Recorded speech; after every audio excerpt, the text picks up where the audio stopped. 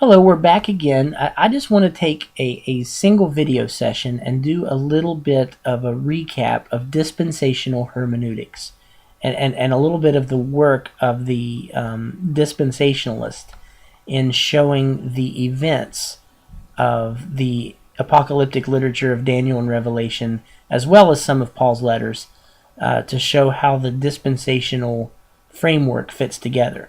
Now, full disclosure, I'm not a dispensationalist, but I am intrigued by a lot of what they have done.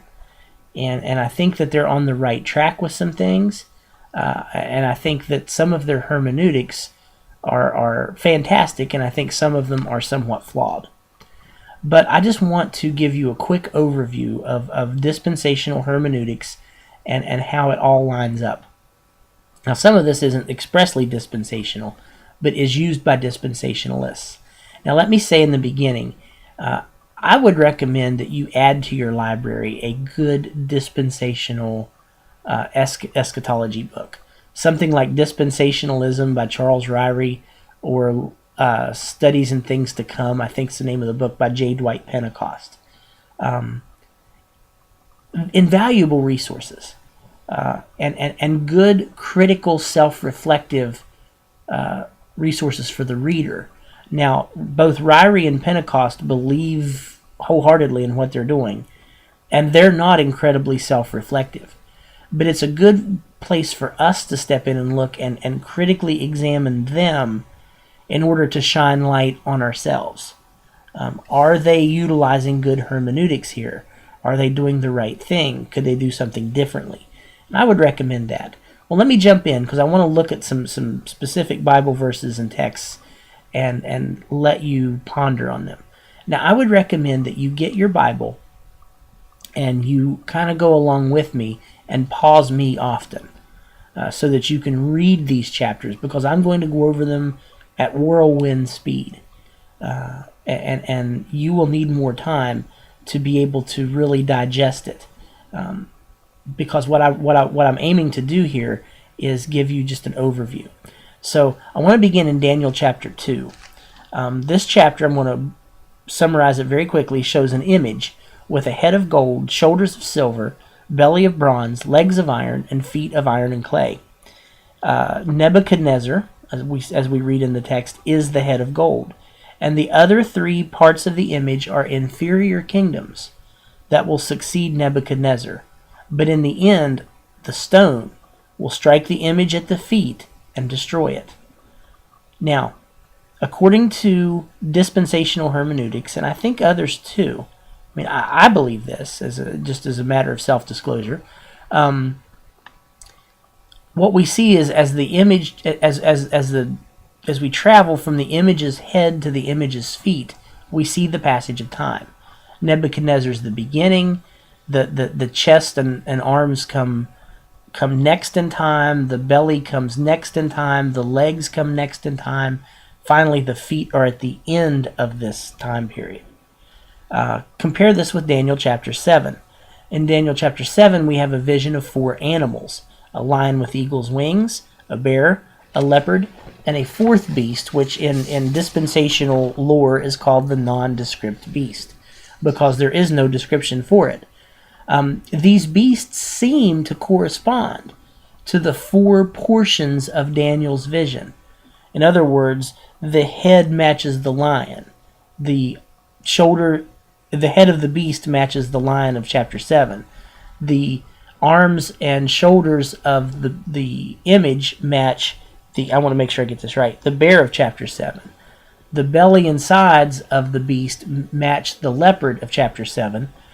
And then the feet of iron, or legs of iron, match the fourth beast. It's interesting that in Daniel chapter 7, the fourth beast will have 10 horns in its last days, and a little horn will come up from them that will be the Antichrist. Now skip to Daniel chapter 8. This is a vision of the ram and the goat. The ram is Persia and the goat is Greece. It says that in the text for us. The first king of Greece, whom we know to be Alexander the Great — Daniel did not know that, but we do — is a notable horn. And the little horn will arise from one of the 4 horns that succeed Alexander. And we know that when Alexander dies, his kingdom was divided, and his generals and their successors continued wars over that kingdom for the next couple of centuries. In Daniel chapter 10, we know that these kingdoms, the Persian and the Greek kingdom, are simultaneously ruled by demonic powers, as well as by earthly rulers, because Daniel was given a vision, Daniel was given an answer to prayer, but the angel could not get to him because he was withstood by the prince of the kingdom of Persia. Now, no earthly prince could withstand an angel, but this prince could withstand him. So we evidently have some sort of demonic activity going on, which is interesting in and of itself.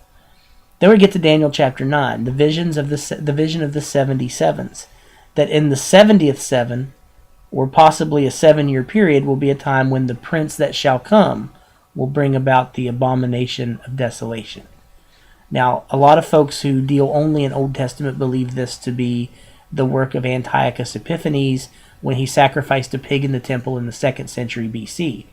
Jesus, on the other hand, tells us that the abomination of desolation has not yet occurred, but flee when it does.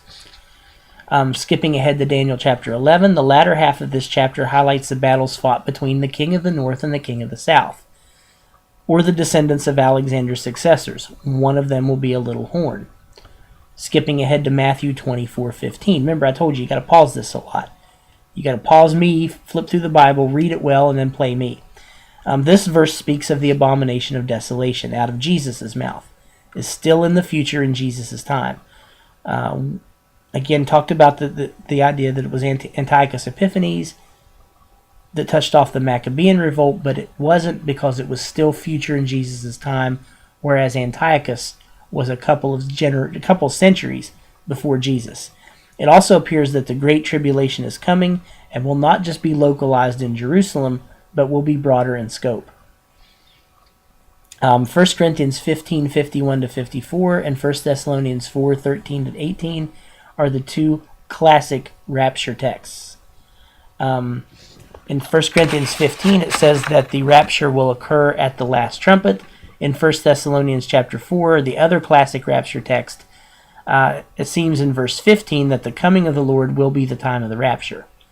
Again, full personal disclosure, that's the controlling text I use, rather than the idea that God's wrath the church cannot be present for God's wrath. 2 Thessalonians chapter 2, verses 3-12. This text predicts the great apostasy, the falling away from the faith before the man of sin is revealed. It has not occurred yet at the writing of 2 Thessalonians, and it would be difficult, in my opinion, for a preterist to reconcile this. Revelation chapter 1, verse 19, these are the things which you have seen, the things which are, and the things that will take place after this. Revelation chapters 2 and 3, the letters to the 7 churches of Asia, are interpreted by dispensationalists to be 7 distinct ages of the church. And you can dig that out in dispensational literature. I don't want to go into it here. It's interesting, it's neat, but I don't think it's the proper interpretation. Revelation 11:2, we have 42 months as the time of evil. Revelation 13 is the text that discusses the beast.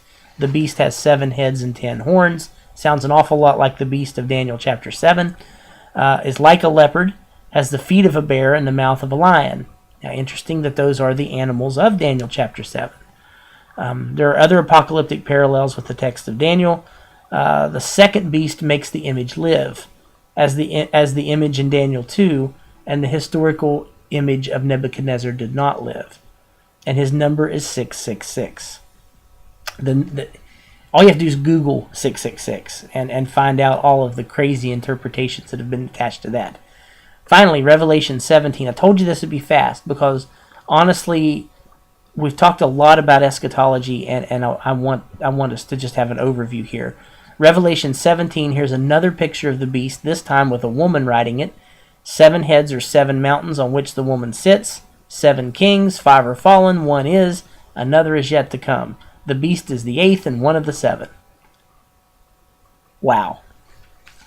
Now, I could spend a few hours giving you my ideas on this, but I won't.